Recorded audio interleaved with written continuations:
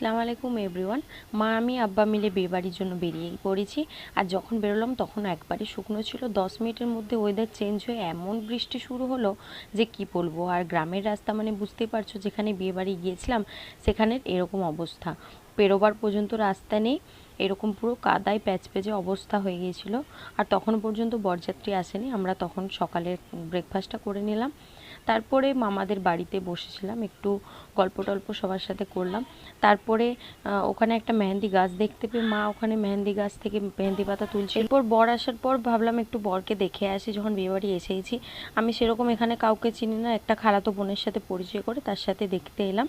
আর তারপরে দুপুরে খাওয়া দাওয়াটা সেরে আর বিদায় টিদায় দেখা হয়নি, একটু তাড়া ছিল আমাদের, সেই জন্য গাড়ি করেই আমরা নানি বাড়ি ফিরে এলাম আবার। তো এই মিনি ব্লগটা তোমাদের কেমন লাগলো কমেন্ট করে অবশ্যই জানাবে, আর চ্যানেলটা সাবস্ক্রাইব করে দেবে। আর এরকম মিনি ব্লগ যদি আরও দেখতে চাও তাহলেও কমেন্টে জানাবে।